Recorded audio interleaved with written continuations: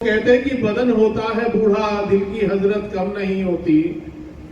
बदन होता है बूढ़ा दिल की हजरत कम नहीं होती।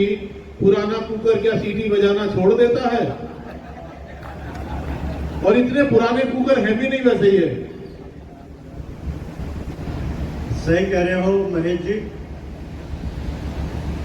तुम्हें आदत है थोड़ी सी हमें छेड़ने की, कोई बात नहीं, फायदा उठा लो आज इसी बात का।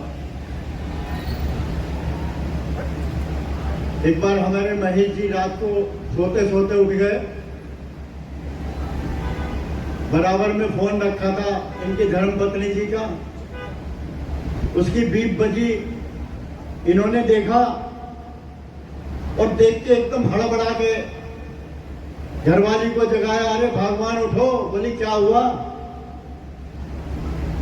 बोले ये मैसेज किसने भेजा है तुम्हें इस उम्र में? बोले ऐसा क्या लिखा है इसमें? बोले इसमें लिखा ब्यूटीफुल।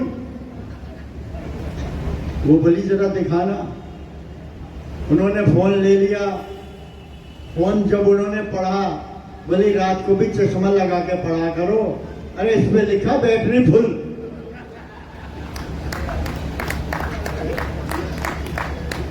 देखिए आपकी बैटरी इस समय फुल होगी मुझे पता है, और बाकी जिनकी बैटरी थोड़ी बहुत डिस्चार्ज है वो फुल होने जा रही है, इसलिए बुलाया गया आपको। चलिए हम तो ये चाहते हैं सबकी बैटरी फुल रहे, थोड़ी बैटरी और चार्ज कर दो अगर आज्ञा हो तो। ये बिल्कुल बिल्कुल। एक बार माउंट आबू से आ रहे थे चौधरी साहब। हाँ जी चौधरी साहब, माउंट आबू गए थे हम 3-4 यहाँ से, आपको भी पता होगा।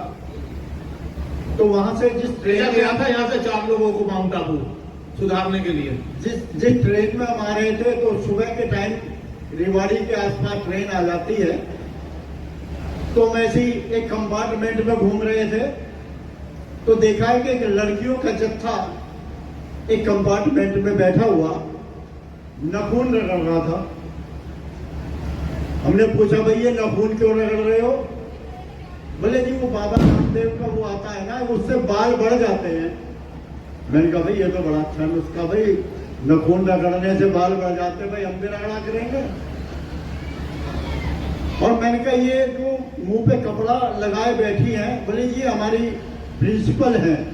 मैंने कहा इन्होंने मुंह पे कपड़ा क्यों लगा रखा है? बोले इन्होंने नाखून ज्यादा रगड़ लिए, इनके मूछें आ गई। चलिए आप थोड़े हंसे मुस्कुराए, थोड़ा सा रस परिवर्तन भी जरूरी था।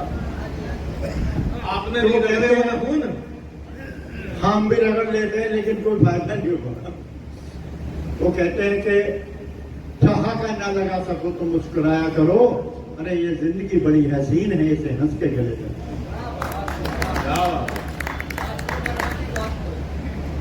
और एक गीत दे रहा हूं आजकल के माहौल पर, जो पहलगाम में जो भी घटना हुई, वास्तव में उससे पूरा देश हिल गया।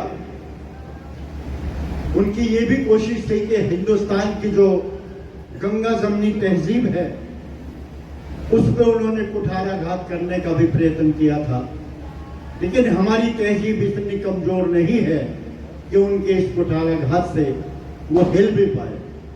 उसी पे कुछ कहने का प्रयत्न किया है। शीश झुकाते हैं आदर से, शीश झुकाते हैं आदर से, गीता और कुरान को, नजर लगे न किसी दुश्मन की मेरे हिंदुस्तान को। शीश झुकाते हैं आदर से, गीता और कुरान को, नजर लगे न किसी दुश्मन की मेरे हिंदुस्तान को। अशफाकुल्लाह और भगत सिंह ऐसे ही दीवाने थे, अशफाकुल्लाह और भगत सिंह ऐसे ही दीवाने थे। आजादी की शमा पे जल गए ऐसे वो परवाने थे, झूल गए फांसी फंदों पर, छोड़ा नहीं ईमान को, नजर लगे न किसी दुश्मन की मेरे हिंदुस्तान को। मेरे देश के बाशिंदे इकबाल के नगमे गाते हैं, मेरे देश के बाशिंदे इकबाल के नगमे गाते हैं।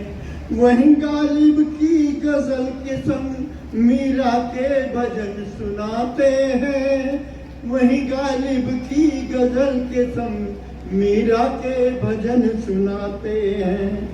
देवतुल्य पूजा जाता यहाँ घर आए मेहमान को, नजर लगे न किसी दुश्मन की मेरे हिंदुस्तान को। और याद कीजिए सन 65 की वो लड़ाई, अब्दुल हमीद शहीद हो गया, सच्चा हिंदुस्तानी था। अब्दुल हमीद शहीद हो गया, सच्चा हिंदुस्तानी था।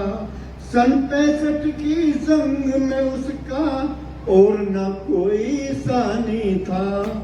ऐसा सबक सिखाया उसने, ऐसा सबक सिखाया उसने दुश्मन पाकिस्तान को, नजर लगे न किसी दुश्मन की मेरे हिंदुस्तान को।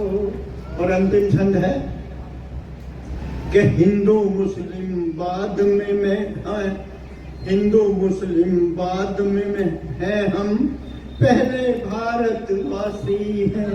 थोड़ा मंच का ध्यान चाहूंगा कि हिंदू मुस्लिम बाद में है हम, पहले भारतवासी हैं।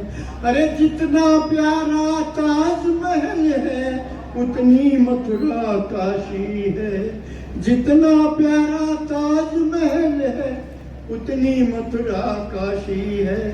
मुक्त हवा में गूंजने दो तुम आरती और अजान को, मुक्त हवा में गूंजने दो तुम आरती और अजान को, नजर लगे न किसी दुश्मन की मेरे हिंदुस्तान को, नजर लगे न किसी दुश्मन की मेरे हिंदुस्तान को। क्या बात है, जोरदार तालियां।